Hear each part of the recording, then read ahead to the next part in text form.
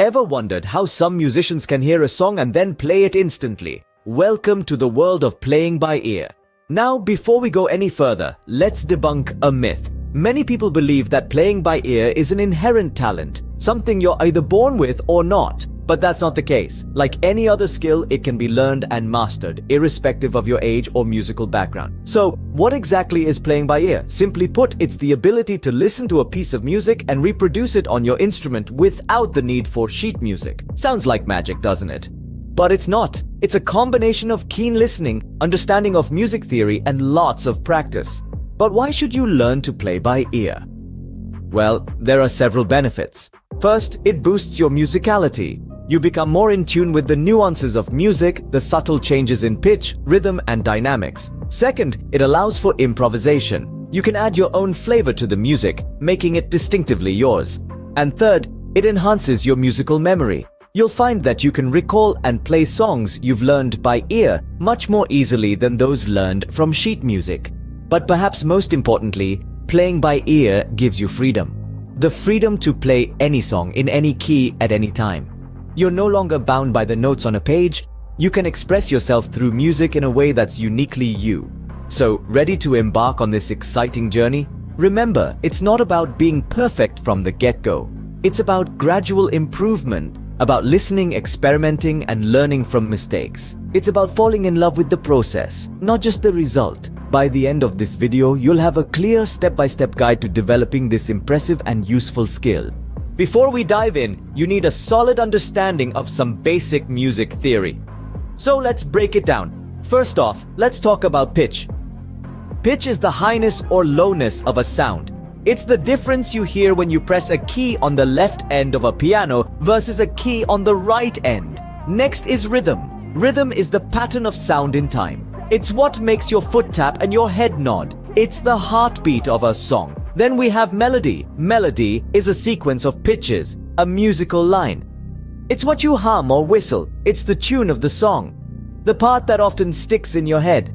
Harmony, on the other hand, is the combination of simultaneously sounded musical notes to produce chords and chord progressions.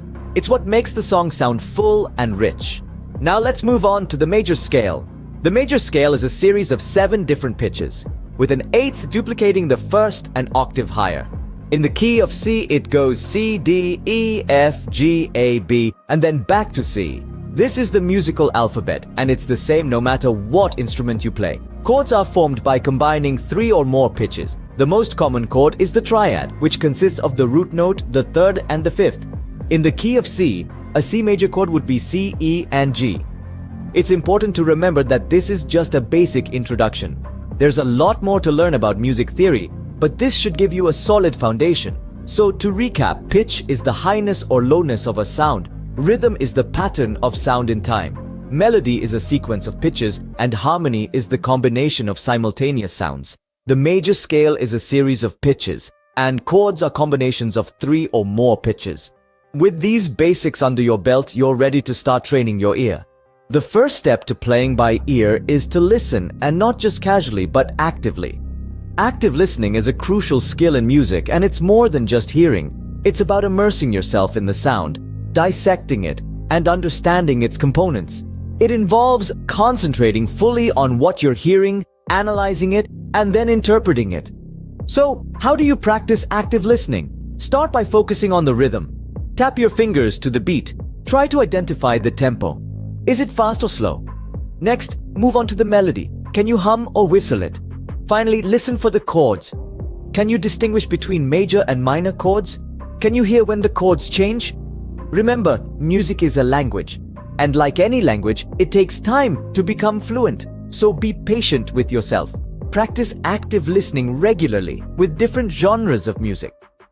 Active listening is a skill that will continue to improve the more you use it. Once you've mastered active listening, it's time to start picking out melodies. A melody, in essence, is the sequence of notes that form the main theme of any song. It's the tune you hum or whistle, the part that usually gets stuck in your head. You may wonder how to identify a melody amidst all the sounds in a song. Well, it's simple. Start with a familiar song, something you can hum or sing without much effort. It's the part you naturally sing along to, the part that dances on your tongue. That's the melody. It's usually carried by the lead vocalist or a primary instrument. Now here's where the fun begins. Once you've identified the melody, it's time to translate it to your instrument. All you need to do is find the corresponding notes on your instrument that match the melody you're humming or singing. Let's say you're working with a piano. Start by playing single notes that match your hummed melody. Don't worry about rhythm or tempo just yet. Focus on identifying the right notes. If you're off, adjust. Go higher or lower on the keyboard until the sounds match. If you're using a guitar, the process is the same. Hum the melody, find the matching notes on the fretboard. It might be more challenging due to the guitar's layout, but with practice, it becomes second nature. Remember, this process isn't about perfection. It's about exploration and discovery. There's no rush. Take your time. Each song is a new adventure, a new puzzle to solve. You'll make mistakes and that's okay. Each mistake is a step towards mastery. And here's a pro tip. Start with simple songs, nursery rhymes, folk songs, even jingles. Their melodies are often straightforward and repetitive, making them perfect for practice. Remember, practice makes perfect. The more melodies you identify, the better you'll get. So go ahead, tune into your favorite song, and let's start identifying those melodies. Now that you've got a handle on melodies, let's move on to chords.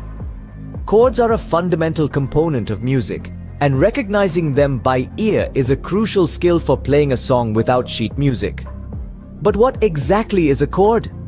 Simply put, a chord is when 3 or more notes are played simultaneously. Chords create a full, rich sound that can evoke a wide range of emotions, and they often serve as the backbone of a song. They are typically made up of a root note, a third, and a fifth. The root note is the bass. The third determines if the chord is major or minor, and the fifth gives the chord stability. Now, how do we recognize chords by ear? It's all about training your ear to distinguish the different components of a chord. Listen carefully to the interplay of the notes. Can you hear the root note? What about the third and the fifth? With practice, you'll be able to pick out these elements and identify the chord. One thing that can help is understanding common chord progressions. These are sequences of chords that are used frequently in music. For instance, the I-4V progression is common in blues and rock, while the 2-VI progression is a staple in jazz. By familiarizing yourself with these progressions, you'll begin to recognize them when you hear them in songs. Practicing chord recognition is all about active listening. Try listening to a song and focus on the chords. Can you identify the root note, the third, the fifth? Don't worry if you can't get it right away. It takes time and practice. And remember, practice doesn't make perfect, it makes permanent. So be patient with yourself and keep practicing. Eventually, you'll start to recognize chords more easily, and you'll be well on your way to playing songs by ear. Chords might seem complicated at first, but with practice, you'll start recognizing them more easily. With this newfound understanding of chords, you're one step closer to mastering the art of playing by ear. So let's keep the music playing and let's keep learning. You've learned how to listen actively, identify melodies, and recognize chords. Now, it's time to put it all together. The beauty of playing by ear is the marriage of these 3 elements, where each skill amplifies the others, creating a symphony of understanding and performance. Start small, perhaps with a tune that's close to your heart. Listen to it, feel the rhythm, identify the melody, and recognize the chords. Now, let your fingers dance on your instrument, mimicking the song bit by bit. Don't rush it. Take your time to get each note right. As you gain confidence, challenge yourself with more complex songs. Your ear will become more attuned to nuances, your fingers more adept at mimicking melodies and chords. It's a journey of constant learning and beautiful music. Remember, the key to playing by ear is practice, patience, and persistence. Happy playing! So, what have we learned today?